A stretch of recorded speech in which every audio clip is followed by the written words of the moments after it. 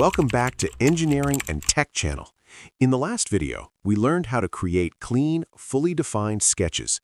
Now it's time for the fun part, turning those flat sketches into 3D models. In this video, I'll show you the most important beginner features you'll use all the time. Let's start with the most common feature, Extruded Boss Base. I already have here a sketch from the last video. To turn this into a 3D shape, go to the Features tab, then click Extruded Boss Base. After that, select the sketch that you want to extrude. I will select this one. You'll see a preview appear instantly. That's SOLIDWORKS showing you what your part will look like. And here on the left side, you can control the depth of the extrusion. I'll enter a value. Let's make it 50 millimeters. Then click OK, and just like that, we have a solid 3D part. That's it. That is the Extruded Boss Base feature. Almost every SOLIDWORKS model starts with this feature. Next is Extruded Cut. This works the same way as Extrude, but instead of adding material, it removes material. I'll create a new sketch on this face, maybe a circle. At the top left, select the sketch. After clicking it, this message pops up. It says here that we need to select plane, planar face, edge, or existing sketch.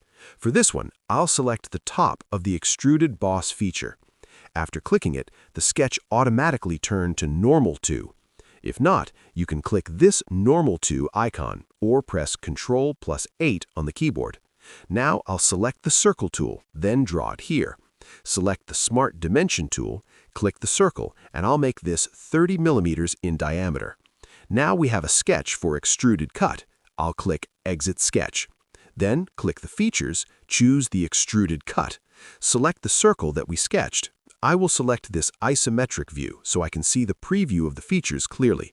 I can set the cut depth here, click the arrow up or down, or I can input the value that I want here.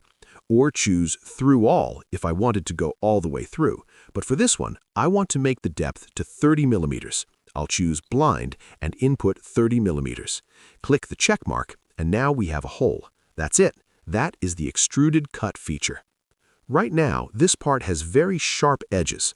In real life, sharp edges are usually rounded, and that's where Fillet feature comes in. I'll click Fillet here, and here on the left side, you can see the different options for the fillet. I can choose different fillet type here, but for now, I'll choose the first one. Below that, you can see Items to Fillet option. This means that we need to choose which items to fillet. For this one, I will select this edge, then I'll set the radius here and make it 10 millimeters, and click OK, and that's it. That is the Fillet feature. You can apply fillet to one edge or multiple edges at the same time. Small fillets also help reduce stress and make parts easier to manufacture. Another way to break sharp edges is the chamfer. Instead of a round edge, chamfer creates a straight angled cut. Click the little arrow below the fillet and choose Chamfer. After clicking it, here on the left side, we can see chamfer options. I can select different types of chamfer here, but for now, I'll choose the first one. I'll select this edge. I can set the distance and angle here. I can also check the preview while I change the value. For this one, I want 10 millimeters and 45 degrees. Press Enter and click the green check icon at the top. And that's it. That is the chamfer feature. Now let's look at the Hole Wizard. This is a very powerful tool because it creates standard holes. Instead of guessing dimensions, SOLIDWORKS already knows the correct sizes. On the Command Manager, I'll click Hole Wizard. You can see the hole specifications here on left side. There are different hole type that you can choose, the standard, type, size, and other options here below. For this one, I'll choose the basic hole type and choose the size of the hole here. I can also input the value here if the value is not available on dropdown. I'll just check this Show Custom Sizing option. Then for this one, I'll input 15 millimeters. On the end condition, I will choose Through All, so the hole will go all the way through. Then at the top, I switch to the Positions tab, click on a face, and place the hole. I'll choose here and here. Click OK, and the hole is created perfectly. And that's it. This is the Hole Wizard feature. One great thing about SOLIDWORKS is that everything is editable. If I want to change something, I can just right-click the feature and choose Edit Feature or Edit Sketch. This makes it very easy to update your design later. For example, I want to edit this Extruded Cut feature and make it up to the bottom. I'll right-click this feature, click the Edit feature. Then I'll change the direction here to Through All, then click OK. And that's it.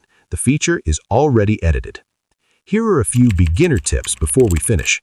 Number 1, always start with a fully defined sketch. Number 2, name your features so your feature tree stays organized. And number 3, build your model step by step. Don't rush. And that's it for this video. I hope you enjoy and learned a lot from this video. In the next video, we'll learn how to modify and edit models, including fixing mistakes. If this video helped you, don't forget to like, subscribe, and comment if you have questions. Thanks for watching, and I'll see you in the next one.